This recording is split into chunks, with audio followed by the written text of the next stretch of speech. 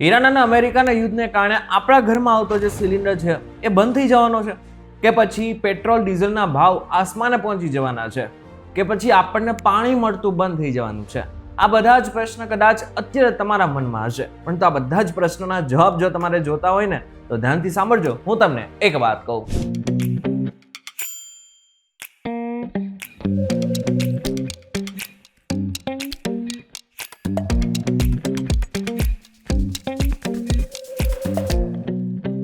એક વાર આપનું સ્વાગત છે. હું છું આપનો દોસ્ત કરણ ચરોતરા.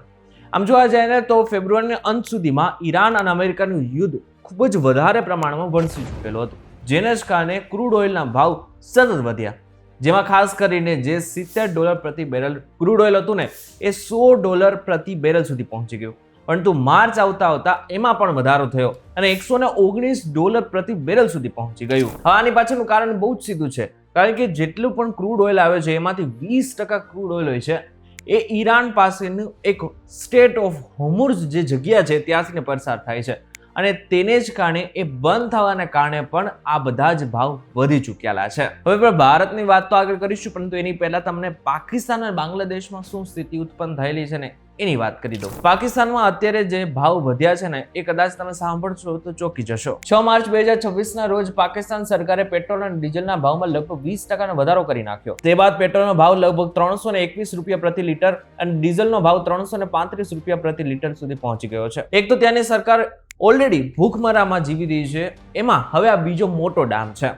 ત્યાંની સરકારે એવું પણ નક્કી કરેલું છે કે હવે આગળના સમયમાં થોડાક સમય માટે મંત્રીઓને પગાર નહીં આપવામાં આવે. આની સાથે મંત્રીઓની જે વિદેશ યાત્રા હતી એની ઉપર પણ રોક લગાવી દેવામાં આવી છે. જો બીજી બાજુ બાંગ્લાદેશની વાત કરીએ તો બાંગ્લાદેશમાં ભાવ તો વધારે પ્રમાણમાં વધ્યા નથી, પરંતુ જે પેટ્રોલ અને ડીઝલ છે એને સંગ્રહ કરવાની જે ક્ષમતા પહેલા રાખવામાં આવેલી હતી એના કરતાં ઘટાડી નાખવામાં આવેલી છે.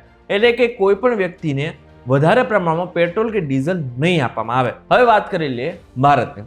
આમ જોવા જઈએ તો ભારતમાં આજે એટલે કે અમદાવાદ, દિલ્હી, મુંબઈ જ્યાંની પણ વાત કરી લો ત્યાં પણ પેટ્રોલ અને ડીઝલના ભાવ ક્યાંય પણ વધેલા નથી. અમદાવાદની વાત કરીએ તો અમદાવાદમાં પેટ્રોલ ₹94 અને ડીઝલ $90 છે. છેલ્લા 10 દિવસથી ભાવમાં બહુ જ મોટો ફેરફાર કરવામાં આવેલો નથી. સરકારનું કહેવું છે કે હાલ દેશમાં મોંઘવારીનો દર ઓછો છે, એટલે તેલના ભાવ વધે તો પણ તેની અસર નિયંત્રણમાં રહી શકે છે. આરબીઆઈના અંદાજ પ્રમાણે જો ક્રૂડ ઓઇલના ભાવમાં 10% વધારો થાય તો પણ કુલ મોંઘવારી લગભગ 0.3% જેટલો જ વધારો થશે. અને બીજી મોટી વાત એ છે કે જે આપણા માટે ગર્વની વાત છે, અને એ છે ભારત પાસે ઓલરેડી સ્ટ્રેટેજિક પેટ્રોલિયમ રિઝર્વ છે.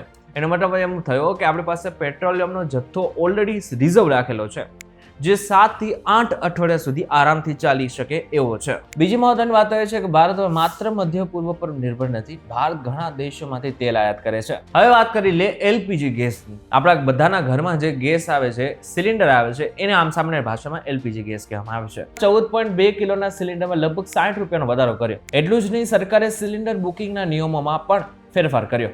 હવે એક ગ્રાહક નવા સિલિન્ડર માટે 25 દિવસ પછી જ બુકિંગ કરી શકશે. થોડું જાણીને નવાઈ લાગશે, પરંતુ આપણા દેશમાં રસોડામાં જે ગેસ વપરાય છે એ ગેસની જો વાત કરીએ તો ખાસ કરીને આપણા દેશમાં માત્ર 35 થી 40% જે ગેસ છે કે જે દેશની અંદર બને છે, બાકીનો બધા જ 60 થી 65% આપણે બહારથી મંગાવવો પડે છે. એટલે આમ ઉદાહરણ તરીકે સમજીએ ને તો 100 સિલિન્ડરના બાટલા હોય ને એમાંથી 7 સિલિન્ડરના બાટલા આપણે બહારથી મંગાવવા પડે છે. ભારતનો મોટા ભાગનો એલપીજી સાઉદી અરેબિયા, કતાર, યુએઈ, કુવૈત અને ઓમાનમાંથી આવે છે. જોકે કેન્દ્ર સરકારે દેશભરમાં એસેન્શિયલ કોમોડિટી એક્ટ 1955 લાગુ કરી દીધો છે. આની પાછળનું સીધું કારણ એ છે કે સ્ટેટ ઓફ હોર્મુઝ બંધ થઈ ગયું, જેને જ કારણે જે ગેસનો સપ્લાય આપણને મળતો હતો એ સદંતર બંધ થઈ ચૂક્યો છે. ગેસની અછતને ધ્યાનમાં રાખીને દિલ્હી, મધ્યપ્રદેશ, મહારાષ્ટ્ર, ઉત્તર પ્રદેશ, રાજસ્થાન અને છત્તીસગઢ સહિત ઘણા રાજ્યોએ કોમર્શિયલ ગેસના સપ્લાય ઉપર હાલ પૂરતો પ્રતિબંધ મૂકી દીધો છે. આ પ્રતિબંધને કારણે રેસ્ટોરન્ટ, હોટલ બંધ થવાના કગાર ઉપર પહોંચી ગયું છે.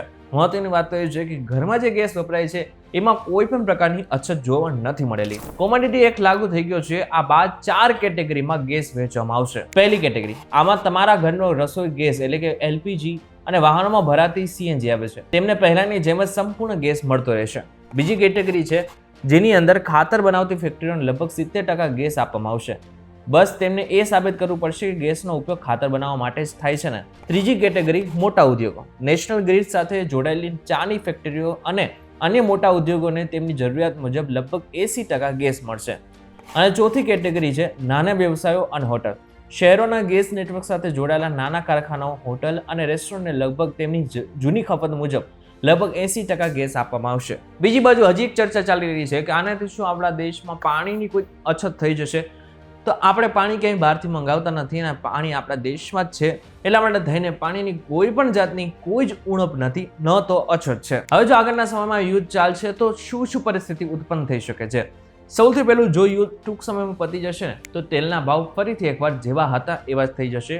એલપીજી અને પીએનજી ગેસ છે એ પણ પોતાના જે જૂના ભાવ છે ત્યાં પહોંચી જશે. બીજું મહત્વનું, જો થોડા સમય માટે આ યુદ્ધ ખેંચાશે તો શું થશે? જો સંઘર્ષ લાંબો ચાલે તો વિશ્વમાં ઇંધણના ભાવ વધુ વધી શકે છે અને જો યુદ્ધ ખૂબ જ લાંબુ ચાલશે તો ઘણા દેશો હવે સોલર, પવન અને ઇલેક્ટ્રોનિક વાહન જેવી વૈકલ્પિક ઉર્જા તરફ વધુ ધ્યાન આપી રહ્યા છે. જો કે ટ્રમ્પનું માનીએ તો એક અઠવાડિયાની અંદર બધી પરિસ્થિતિ હતી એમ પાછી થઈ જવાની છે.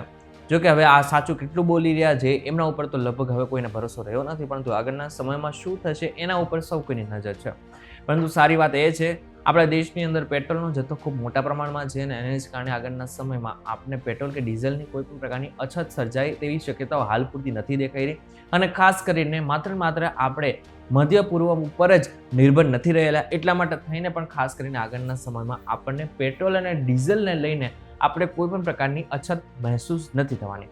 બીજી બાજુ જો એલપીજી એટલે કે સિલિન્ડરની વાત કરીએ, ગેસની વાત કરીએ તો અત્યારે હાલ પૂરતી અછત દેખાઈ રહી છે, પરંતુ એ માત્ર કોમર્શિયલ ગેસ જે હોટલ અને રેસ્ટોરન્ટ છે એમાંથી થોડી કાપ મૂકવામાં આવેલી છે, પરંતુ આપણા ઘરમાં જે ગેસ આવી રહ્યો છે એની અંદર કોઈ પણ પ્રકારની કાપ મૂકવામાં આવેલ નથી. ત્યારે હવે આગળના સમયમાં શું થશે એના ઉપર સૌ કોઈની નજર છે. ત્યારે આ બાબતને લઈને તમારું શું કહેવું છે અમને જરા કમેન્ટ કરીને ચોક્કસથી કહેજો. વિડીયો થકી જો તમને કોઈ ઇન્ફોર્મેશન મળી તો વિડીયો લાઈક અને શેર જરૂરથી કરજો. તો તાજા ઇન્ફોર્મેટિવ વિડીયોઝ માટે વીટીવી ડિજિટલ સાથે જોડાયેલા રહેજો.